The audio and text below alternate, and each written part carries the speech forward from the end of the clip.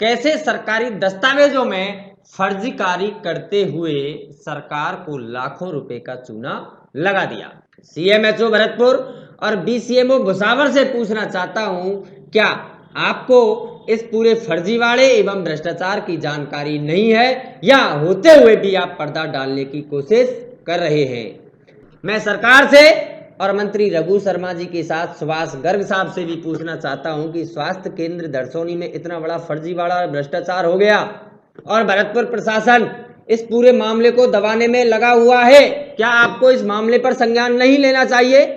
नमस्कार, मैं सुरेंद्र चौधरी। आप देख रहे हैं दैनिक कर्मदाता का डिजिटल प्लेटफॉर्म कर्मदाता टीवी।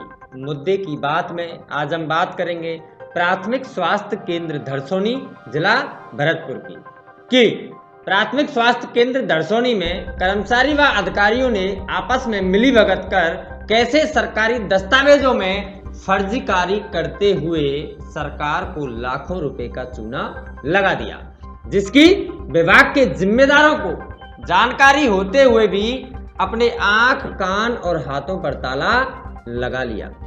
अब आता हूं सीधे मुद्दे की बात पर। प्राथमिक स्वास्थ्य केंद्र दरसोनी पर संस्थागत प्रसव न होने के बावजूद भी स्वास्थ्य केंद्र दरसोनी पर गलत एंट्री कर जेएसवाई योजना में बड़े स्तर पर भ्रष्टाचार किया गया है, तो वहीं दूसरी ओर आरएमआरएस यानी राजस्थान मेडिकल रिलीफ सोसाइटी के द्वारा स्वास्थ्य केंद्र पर कराए गए कार्यों के नाम पर फर्जी बिल लगाकर स्वास्थ्य केंद्र में बड़े स्तर पर फर्जीवाड़ा एवं भ्रष्टाचार कर सरकार को लाखों रुपए का चूना लगा दिया।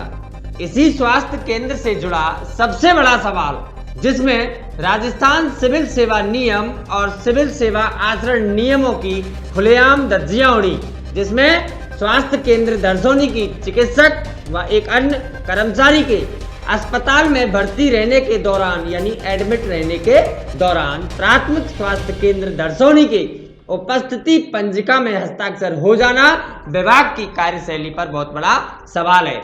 ये हस्ताक्षर कैसे हुए, किसने किए, ये एक बहुत बड़ा सवाल है जो कि जांच का विषय है, जिस पर विभाग को गहनता से जांच करनी चाहिए और फर्जी हस्ताक्षर करने के मामले में विभाग को एफआईआर भी दर्ज करानी चाहिए।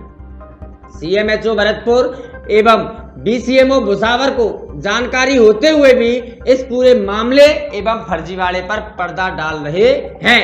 दरअसल इस स्वास्थ्य केंद्र से जुड़े एक कर्मचारी द्वारा प्रसवों में किए गए भ्रष्टाचार की जांच संयुक्त निदेशक चिकित्सा विभाग भरतपुर ने जानबूझकर लंबित कर रखी है, यानी जांच को दबा रखा है। ये संयुक्त निदेशक की कार्यशैली पर बहुत बड़ा सवाल है, क्योंकि जब प्रसवों के इंद्राज में फर्जीवाड़ा हुआ है और आप अभी तक ये तय नहीं कर पाए कि फर्जीवाड़ा हुआ है या नहीं, प्रसवों की गलत एंट्री की है या नहीं, आखिर आप अब तक क्यों तय नहीं कर पाए? आखिर आप क्या जांच कर रहे हो? ये आपकी कार्यशैली पर बहुत बड़ा सवाल है। सीएमएचओ भरतपुर और बीसीएमओ भुसावर से पूछना चाहता हूं, क्या आपको इस पूरे फर्जीवाड़े एवं भ्रष्टाचार की जानकारी नहीं है या होते हुए भी आप पर्दा डालने की कोशिश कर रहे हैं? ऐसे क्या कारण हैं जिनकी वजह से आप इस भ्रष्टाचार पर और इस भ्रष्ट कर्मचारी पर पूरा मेहरबान हो रहे हो? और पूछना चाहता हूं कि प्राथमिक स्वास्थ्य केंद्र दरसोनी जिला भरतपुर पर कार्यरत मेल नर्स प्रथम टंटीराम सैनी नाम के कर्मचारी को कार्य मुक्त कर देने के बावजूद भी किस नियम और किस अधिकार से स्वास्थ्य केंद्र पर कार्य करा रहे हैं? और पूछना चाहता हूं कि आप इस फर्जी हस्ताक्षर मामले में जब इस कर्मचारी टंटीराम सैनी को अग्रिम पदस्थापन हेतु सीएमएचओ कार्यालय को कार्यमुक्त कर चुके हैं, तो वहीं दूसरी ओर आप अपने द्वारा जारी आदेशों को निरस्त कर वापस सैनी को ज्वाइन कराकर उपस्थिति पंजिका में पिछले हस्ताक्षर भी करा रहे हैं। यह आपकी कार्यशैली पर बहुत बड़ा सवाल है।